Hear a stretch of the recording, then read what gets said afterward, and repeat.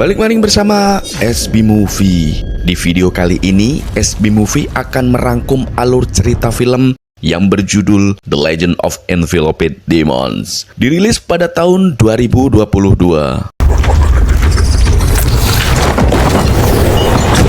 Film ini mengisahkan tentang para pendekar penyegel iblis yang berusaha menghentikan kebangkitan Raja Iblis.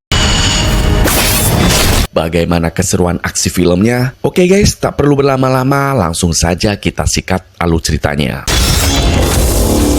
Dikisahkan pada zaman dahulu, para iblis datang ke bumi dengan menggunakan batu naga yang memiliki kekuatan luar biasa. Dan dengan batu naga itu, manusia membuat berbagai macam senjata untuk mengalahkan para iblis. Manusia yang menggunakan kekuatan batu naga disebut sebagai pendekar, pemburu, atau penyegel iblis. Di suatu tempat di dalam hutan, dua gadis berlari ketakutan menghindari makhluk mengerikan yang mengejar mereka. Di mana mereka berdua berusaha untuk bersembunyi. Namun iblis itu menemukan persembunyian mereka dan berhasil memangsa salah satu di antara mereka. Gadis muda yang tersisa itu pun dengan cepat melarikan diri dari iblis masuk ke dalam hutan. Di saat iblis hampir memangsanya, datang seorang pendekar iblis bernama Tensi yang melindunginya.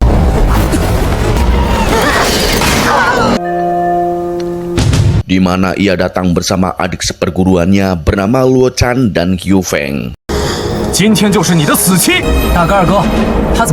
Karena dikepung oleh ketiga pendekar penyegel iblis, lalu sang iblis pun langsung kabur. Melihat iblis yang melarikan diri, Tenzin dan kedua adiknya langsung mengejar dan akhirnya Tenzin berhasil membunuh iblis itu dengan memenggal kepalanya.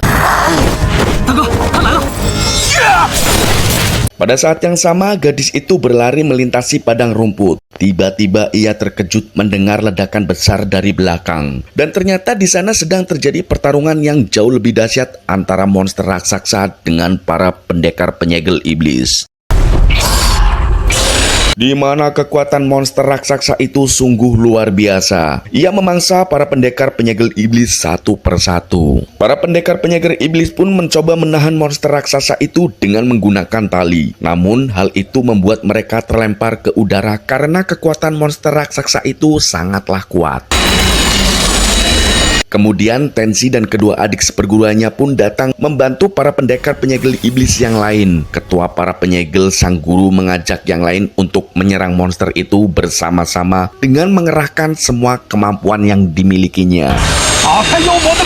Namun monster raksasa itu terlalu kuat dan dengan mudah menghancurkan para pendekar penyegel iblis serta mengeluarkan bola api besar dari mulutnya. Beruntungnya Tensi berhasil melompat dan berusaha menusuk monster itu tepat di kepalanya. Akan tetapi monster itu malah menembakkan bola api ke arah gadis itu.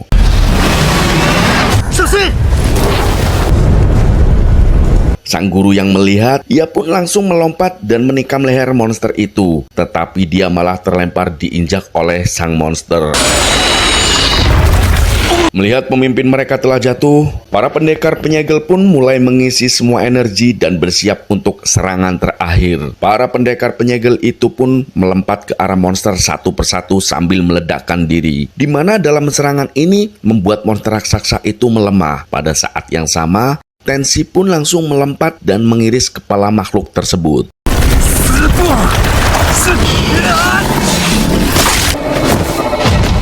Akhirnya para pendekar penyegel berhasil membunuh monster raksasa itu, di mana itu adalah siluman iblis terakhir yang tersisa di bumi.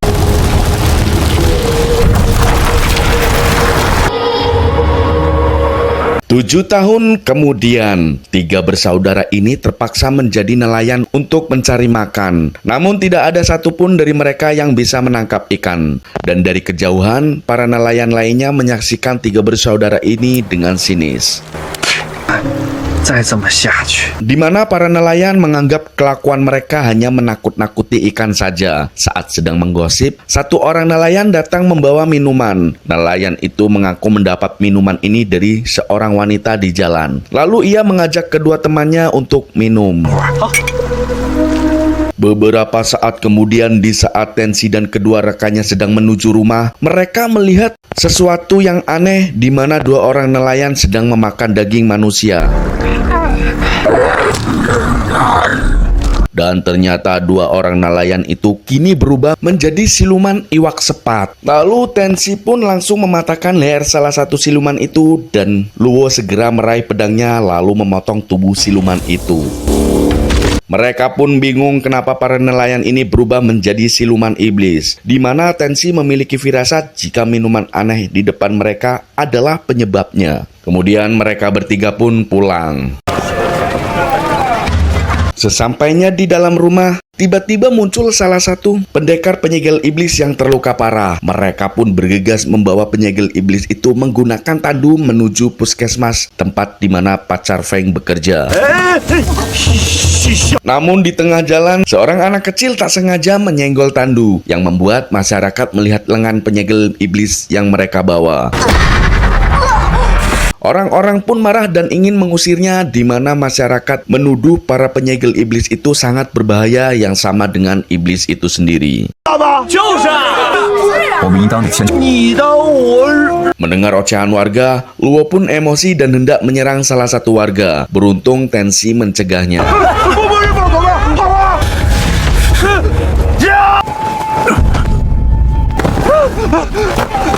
Akhirnya mereka pun sampai di puskesmas tempat di mana pacar Feng bekerja. Mereka juga bertemu dengan dokter baru yang bernama Dr. Lu. Dr. Lu pun tampak terdiam saat melihat wajah Tensi, seolah-olah ia mengenali wajah Tensi. Ternyata Lu adalah gadis muda yang diselamatkan oleh Tensi 7 tahun yang lalu. Namun Tensi tidak ingat dengan Lu.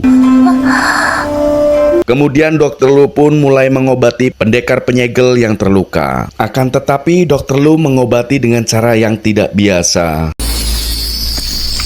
Kemudian Dr. Lu pun langsung memanggil Tensi saat penyegel iblis itu mulai sadar. Dan sambil terbata-bata ia memberitahu kepada Tensi jika iblis telah kembali, di mana sebelumnya penyegel iblis itu menyelidiki pabrik minuman di dekat kota. Karena merasa ada sesuatu yang aneh di dalam pabrik minuman itu, ia pun diserang oleh siluman iblis di dalamnya. Kemudian sang pendekar penyegel iblis memohon kepada Tensi untuk membasmi siluman-siluman tersebut. Dan seketika ia pun tewas. Tak lama sarung tangan besi yang terbuat dari batu naga di lengan penyegel iblis itu pun mulai menghilang. Di saat Tensi dan kedua adiknya hendak pergi ke pabrik minuman, mereka dihadang oleh pasukan yang dipimpin oleh ajudan gubernur, di mana ajudan gubernur memaksa Tensi dan kedua adiknya ikut ke dalam balai kota. Sesampainya di sana, mereka pun bertemu dengan gubernur karena gubernur mendapat laporan dari warga jika Tensi dan kedua adiknya melakukan hal yang meresahkan warga, di mana gubernur tidak ingin ada penyegel iblis berkeliaran di kotanya. Tensi kemudian mencoba memberitahu mengenai kemunculan iblis di pabrik minuman. Namun sang gubernur tidak percaya dan malah menuduh Tensi dan kedua adiknya sudah gila. Kedua adiknya yang mendengar itu, dia pun marah dan mengeluarkan senjata mereka yang mengakibatkan sedikit terjadi ketegangan. Namun Tensi tak ingin bertarung, ia malah menyerahkan diri. Lalu mereka bertiga pun akhirnya dimasukkan ke dalam penjara. Malam harinya di dalam penjara, dari sel samping muncul siluman iblis hendak menyerang mereka. Beruntung Lu datang tepat waktu dengan meledakkan siluman iblis itu dan membebaskan Tensi serta kedua adiknya.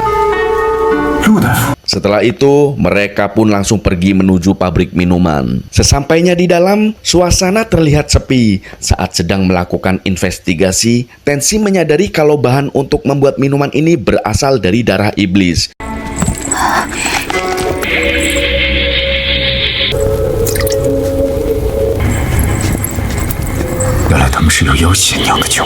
Tiba-tiba sesuatu bergerak mendekati mereka, di mana pintu-pintu rumah itu bergerak sendiri yang membuat mereka berempat terpisah. Lalu muncul siluman iwak sepat mengepung Dr. Lu. Tensi pun menyelamatkan dan membawa Lu kabur. Di sisi lain, Lou dan Feng bertarung melawan siluman-siluman iwak sepat.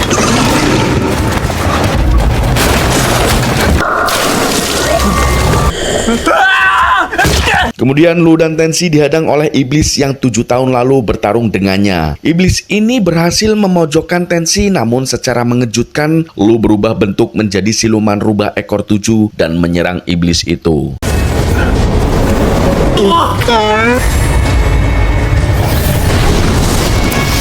Di luar rumah, Luo dan Feng menangkap iblis itu yang kemudian melompat dan berhasil memenggal kepala iblis tersebut.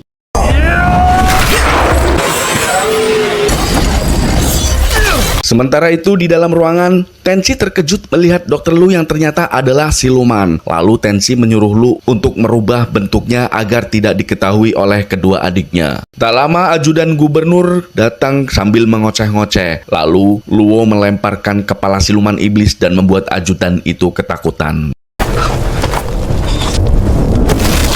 Kemudian sang gubernur pun tak berkutik lagi karena Tensi dan kedua adiknya berkata jujur tentang pabrik minuman yang ternyata memang sarang siluman iblis. Lalu gubernur memberikan hadiah emas kepada mereka bertiga, namun dengan satu syarat, gubernur menyuruh mereka bertiga untuk pergi dari kota demi menjaga kenyamanan warga. Karena dahulu seorang pendekar penyegel iblis pernah melakukan pembunuhan keji di kota ini, dan gubernur tak ingin hal ini terulang kembali. Tensi kemudian berkata jika apa yang telah mereka lakukan selama ini adalah untuk melindungi seluruh umat manusia. Namun jika hal ini adalah yang terbaik, Tensi pun bersedia untuk pergi.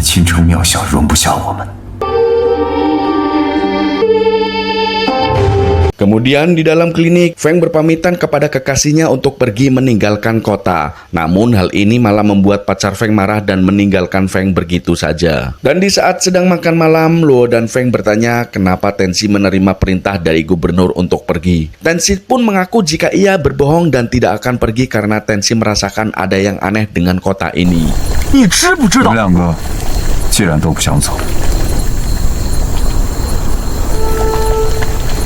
Di dalam puskesmas, di saat Lu sedang mandi, ia didatangi oleh seekor ular. Tensi pun datang untuk menolongnya. Lu kemudian bertanya apakah Tensi akan membunuhnya setelah tahu kalau dia adalah siluman. Lalu Tensi pun bertanya dari mana Lu berasal. Kemudian Lu memberitahu kalau dia adalah gadis yang 7 tahun lalu pernah diselamatkan oleh Tensi saat dikejar siluman iblis. Di mana di dalam pertempuran itu, Lu hampir mati terkena ledakan. Namun ia berhasil bertahan hidup setelah cipratan darah siluman mengalir di dalam tubuhnya. Dan sejak itu Lu berubah menjadi siluman. Tensi pun terkejut karena ia tak mengenali wajah Lu karena sekarang Lu sudah semakin glowing. Di lain sisi, gubernur menemui sosok aneh misterius di mana gubernur muak karena sosok misterius itu terus-terusan menyuruhnya untuk membunuh para penyegel iblis. Dan ternyata sosok misterius itu adalah sang guru dari penyegel iblis. Beberapa saat kemudian, di saat sang gubernur sedang mengobati luka aneh di tubuhnya, tiba-tiba datang pelayan yang tak sengaja melihat hal itu. Gubernur yang marah membawanya pelayan itu ke dalam ruang bawah tanah dan melemparkan pelayan itu ke dalam sumur, hingga pelayan itu tewas dimakan monster yang ada di dalam sumur. Di sisi lain, ajudan datang menemui kekasihnya yang ternyata wanita itu adalah pacar Feng. Si ajudan gubernur pun menyuruh untuk menjalankan sebuah misi penting. Keesokan harinya, Feng berpamitan ingin menemui pacarnya untuk memberitahu ia tidak jadi pergi. Beberapa saat kemudian, saat dalam rumah, Tensi mendengar sesuatu yang ternyata itu adalah bocah cilik waktu itu. Tensi melihat kalung anak itu yang merupakan potongan batu naga dan anak itu mengaku bahwa ia adalah keturunan sang pendekar penyegel iblis. Namun ayahnya telah tewas sejak ia baru dilahirkan dan anak itu ingin menjadi seperti ayahnya sebagai pendekar penyegel iblis. Anak itu kemudian memberitahu kepada Tensi kalau ia melihat sesuatu yang aneh di ruang bawah tanah kantor gubernur. Ia juga melihat sang gubernur berbincang-bincang dengan monster, di mana sang monster mengatakan bahwa dia berjanji akan membantu gubernur untuk membunuh para pendekar penyegel iblis dan memberikan penawar kutukan jika gubernur membebaskannya. Sementara itu, ajudan gubernur menemui Luo dan mengajaknya menghadap gubernur. Lalu sang gubernur menawari Luo jabatan tinggi dan Luo pun tertarik. Di lain sisi, diam-diam Tensi menyelinap masuk ke dalam kamar gubernur. Tensi masuk ke dalam ruangan bawah tanah. Di dalamnya Tensi terkejut melihat batu mutiara pusaka milik sang guru yang ada di sana.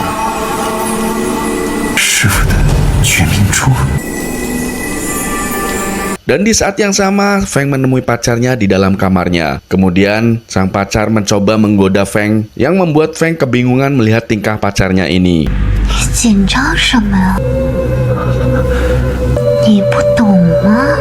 Tiba-tiba wanita itu berteriak meminta tolong karena ingin dilecehkan oleh Feng. Orang-orang pun datang menangkap Feng. Di hadapan warga, wanita itu mengaku telah digoda oleh Feng. Feng pun kebingungan kenapa pacarnya tega melakukan semua ini. Di mana semua orang menghujat Feng dan ingin menangkapnya karena dia adalah penyegel iblis. Feng pun sadar kalau pacarnya sengaja menjebaknya.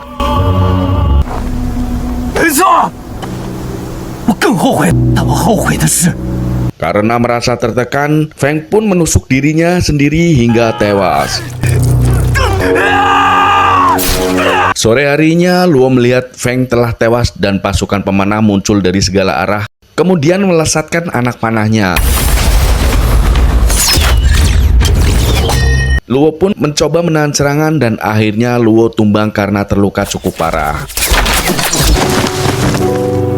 Lalu sang gubernur datang untuk menertawai keadaan Luo. Ia juga membawa monster iblis di sampingnya. Malam harinya, Tensi terkejut melihat kedua adik seperguruannya tergeletak di jalanan. Tensi pun menangis melihat Feng yang sudah tewas. Lalu Tensi membawa Luo yang sekarat menggunakan gerobak.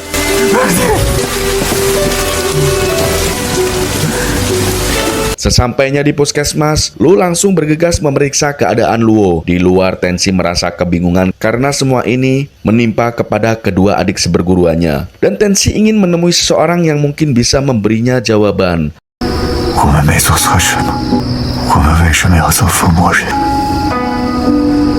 Keesokan harinya, Tensi dan Lu dengan membawa Luo yang terluka parah pergi menuju sebuah tempat di dalam gunung berapi. Tempat itu adalah markas penyegel iblis. Lalu Tensi menghadap sang guru dengan membawa dua peti abu pemburu iblis yang telah tewas. Kemudian Tensi melempar mutiara pusaka milik sang guru yang ia temukan di ruangan bawah tanah. Tensi pun bertanya kenapa benda itu ada di sana. Sementara itu, di saat Lu sedang menjaga Luo yang terluka, tiba-tiba sosok iblis keluar dari dalam tubuh Luo, dan iblis itu langsung menyerang Lu yang membuat Lu tak berdaya.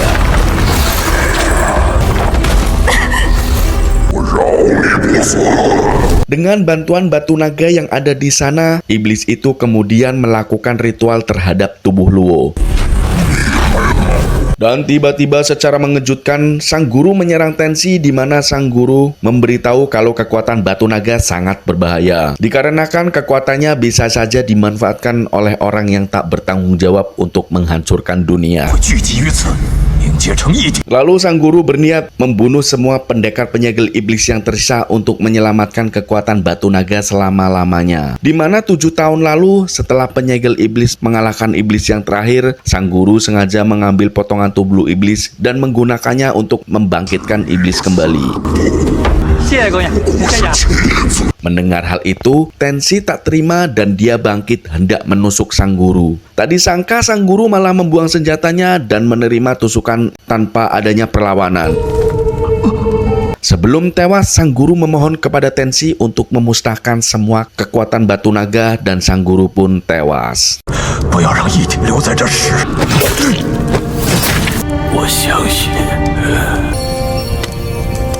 Sementara itu, iblis mulai berubah bentuk tubuh Luo. Tensi kemudian datang berniat menolongnya, tapi tiba-tiba muncul tentakel dari tangan Luo yang menusuk Tensi. Tensi pun tergeletak tak berdaya.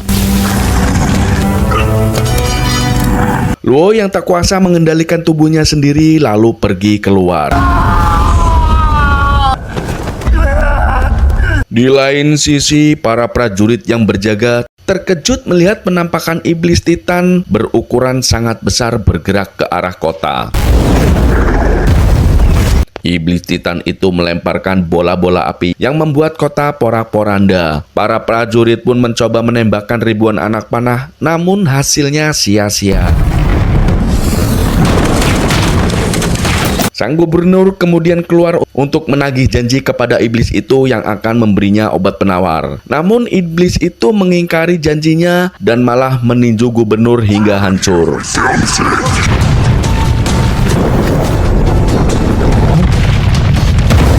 Iblis itu pun terus-terusan mengamuk sambil melempari bola-bola api ke segala penjuru kota yang membuat semua orang panik. Tiba-tiba muncul seorang penunggang kuda menghadang iblis itu dan ternyata itu adalah Tensi yang masih hidup. Tanpa basa-basi, Tensi langsung melompat ke atas tubuh iblis Titan. Di sana Tensi melihat Luo yang terjebak di punggung iblis Titan. Namun iblis itu dengan mudah menyingkirkan Tensi.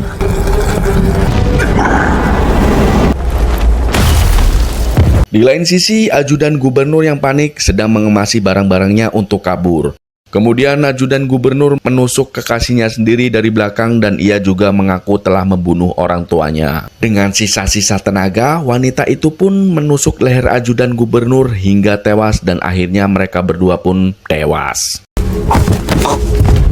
Sementara itu, di jalanan kota, orang-orang melihat Tensi tak berdaya dan para penyegel iblis yang selama ini bersembunyi mulai keluar. Mereka menghadang iblis Titan dan melompat menyerang tubuh iblis. Namun sang iblis yang terlalu kuat membuat mereka tak berdaya. Mereka pun melakukan serangan bunuh diri dengan meledakkan diri.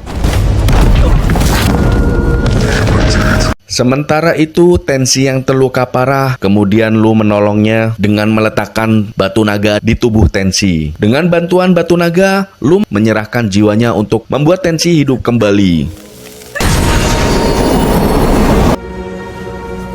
Tensi pun akhirnya tersadar dan dia langsung melompat menebas lengan dan kaki iblis Titan yang membuat iblis Titan ambruk.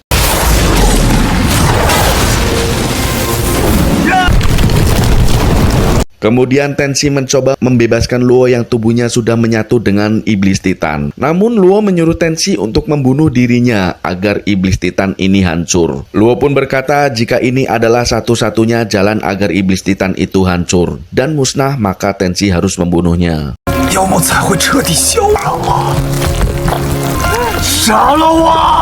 Dan dengan terpaksa Tensi pun akhirnya membunuh Luo.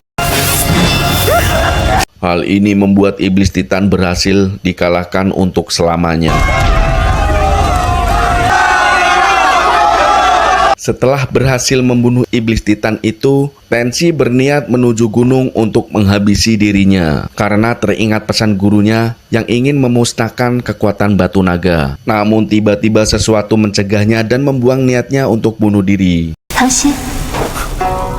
Dan film pun berakhir. Terima kasih sudah menonton. Nantikan alur cerita film lainnya bersama SB Movie.